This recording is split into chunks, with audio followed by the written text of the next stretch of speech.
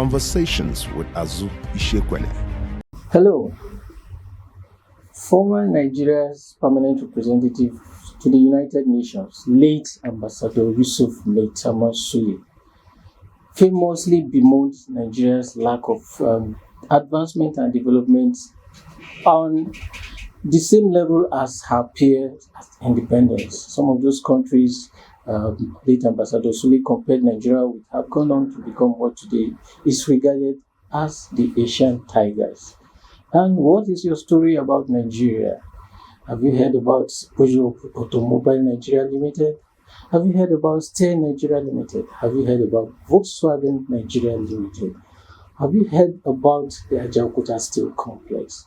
All of these are industries that had a production facilities, and or were on the verge of becoming full-scale production companies in Nigeria. But today, in the 21st century, the story is not so.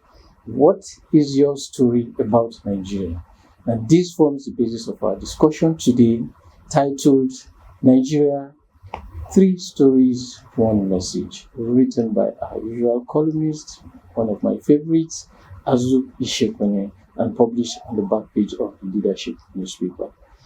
Azu is with me in the studio today to discuss his story about 3 companies that are related to Nigeria's electricity, I don't want to say problem, Nigeria's envisaged electricity development and production capacity. But today the story is different. These companies includes Wilbros, Pan Ocean, and the third, which he's going to mention. So you're welcome to Conversations. Thanks for having me. Thank you. It's a pleasure. There are many stories about Nigeria, and what is so special about the Mambilla the Mambilla Electricity Project? What is so special about Wilbros? What is so special about Pan Ocean? Well, as I said in my article today, these 3 projects, companies that you have mentioned, sort of go to the heart of the current challenges or the rock that the country is facing. And perhaps one should start with Mambilla. And you talked about, when you mentioned the metaphor of Asian tigers, and I just thought fleetingly, I said, well, some people are perhaps puppies in other continents. If we are talking about tigers, then they are perhaps puppies. But well, that's just by the way. And then also, I will come back to this point about what is special about these companies. But I think it's also important to mention in your preface that the companies that you mentioned, Volkswagen, Steyr, Peugeot, and so on, were actually, they had such massive footprint in Nigeria before things took a turn for the world. So it's not as if they were just about emerging. They already had significant footprint in this country.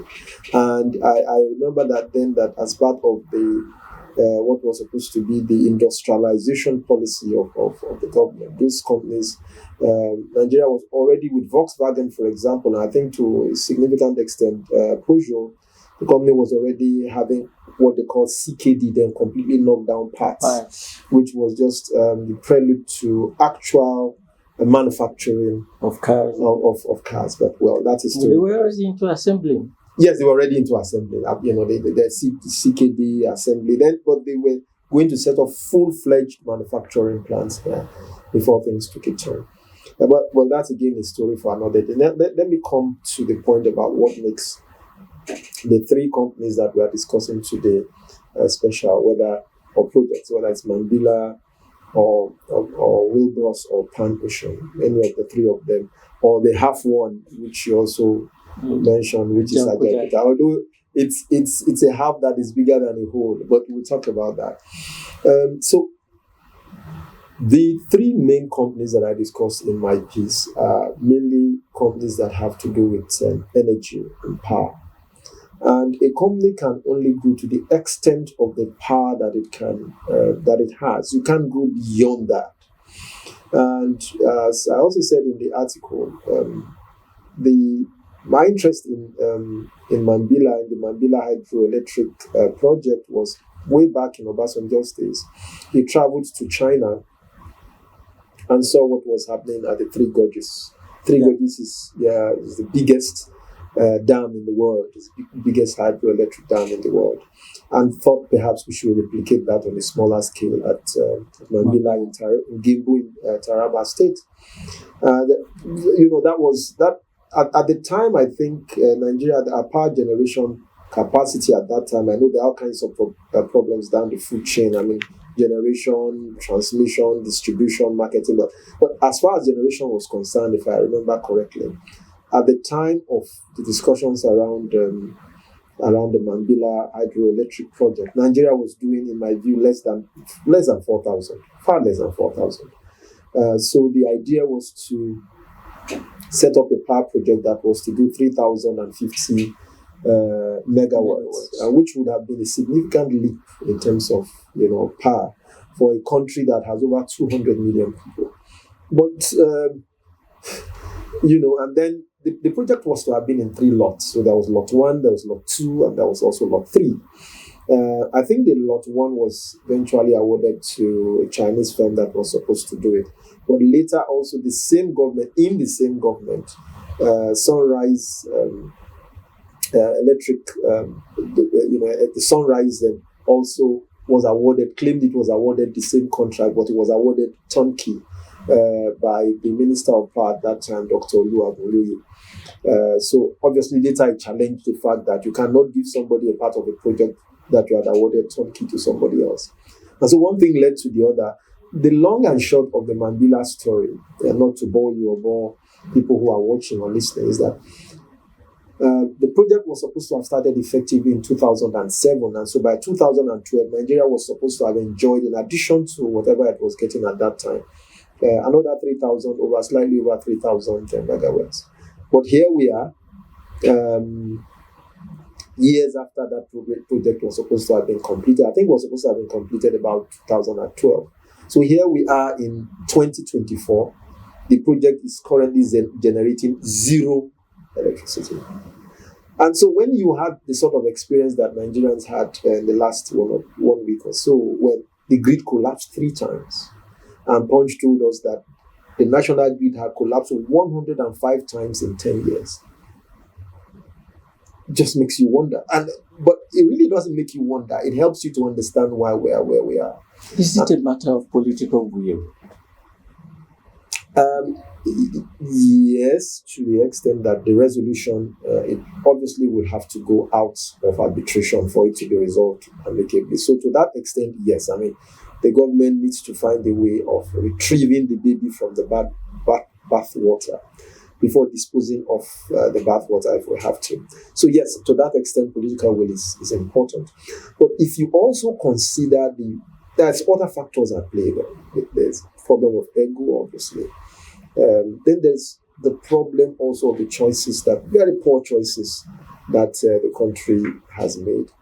And there are people in between all of this who are just happy to feast off the chaos and not wanting it to end. So that is where I think you have it. I would agree with you to come to the point that it does then require a government that understands the significance and potential of this project and to put its foot down and decide that yes, this shenanigan has to come to an end. 2 ministers under Obasanjo's administration came from the Ministry of Power and Steel to become state governors. One of them was Danjuma Goje of Gombe State. The other was Liel Imoke of Cross River State.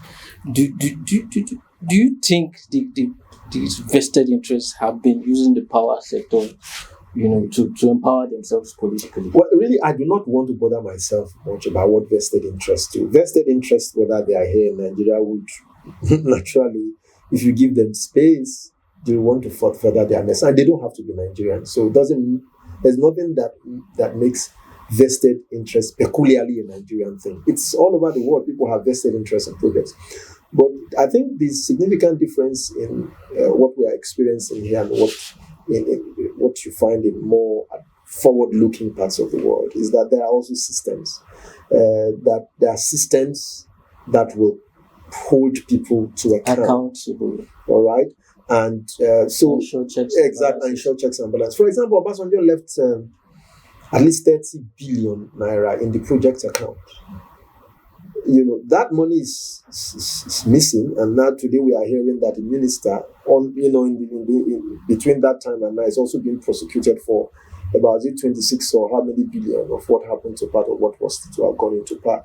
So part of the confusion also, which I think is important to deal with, is the role of investigative or anti-corruption agencies in some of this. It's a great idea to hold people to account through any of these agencies.